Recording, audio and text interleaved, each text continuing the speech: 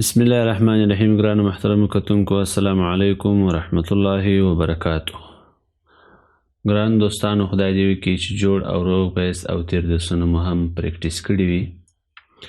راځو نن په درس کې کوچنی کاف، لام او میم دغه رقم په امتداد سره دغه مرکبات چې د با سره اړیکه لري وایي. اول راځو د با او کاف دوه حرفونه چې سره یو ځای سي د لیکلو طریقه یې زده کوو. اول د با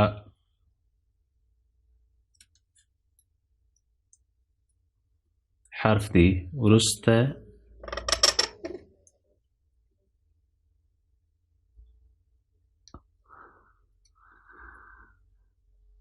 الف دی او دغه رقم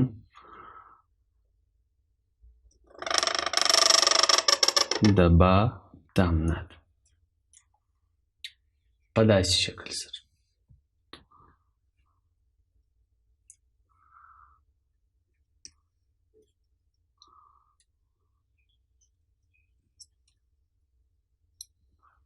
چې دا قسمت تر دې قسمت پورې 4 نقطې او دغه رقم دا قسمت باید نیمه نقطه او عمق یې باید 1 نقطه.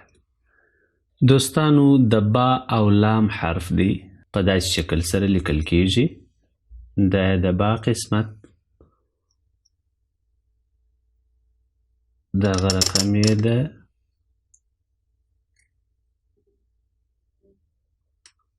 لام قسمت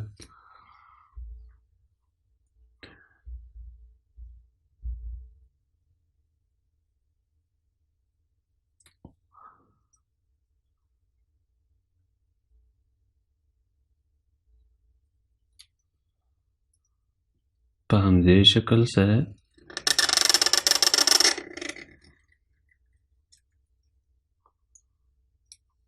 دا با او لام چې دا قسمت 3 نقطې او دا قسمت 2 نقطې او دا قسمت 2 نیمې یا کله کله 3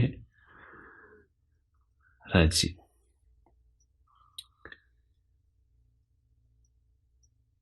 دوستانو، د با او میم حرف دی. اول حرکت په داسې شکل سره،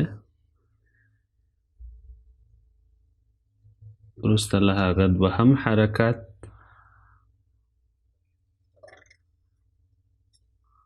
او دا یې هم دریم حرکت.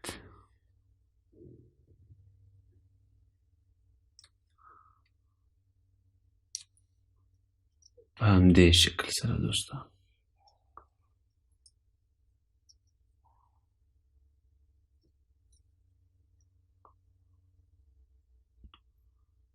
دا قسمت 2 نقطې، دا قسمت 3 نقطې او دغه رقم دا قسمت 2 نقطې او الف هم 3 نقطې. په همدې شکل سره دوستان یو بل قسم میم دی چې هغه کشیده حرف پکښې دی. هغه په داسې شکل سره د با قسمت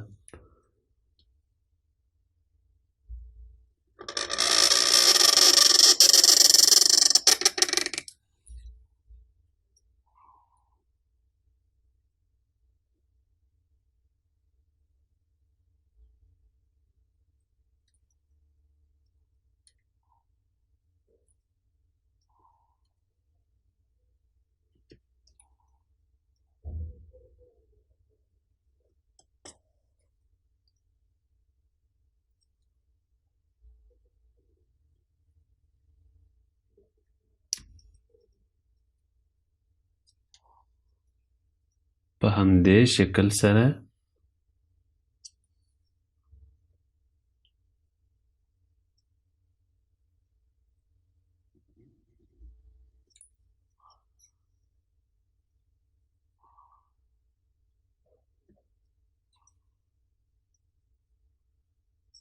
چې د عمق یوه نقطه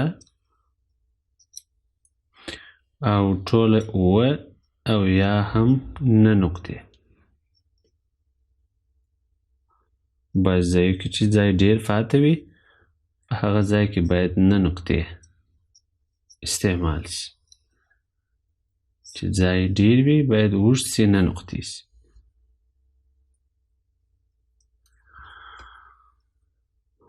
او یو بل قسم بیومیم دا یو قسمت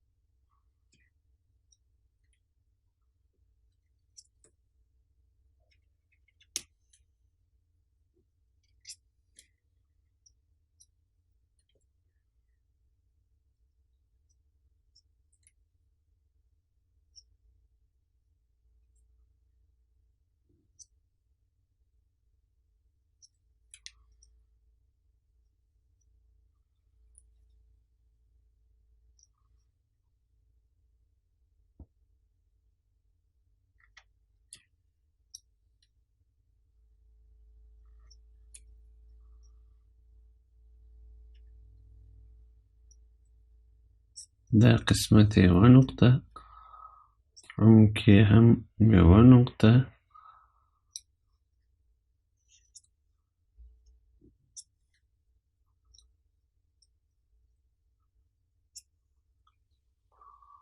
په همدې شکل سره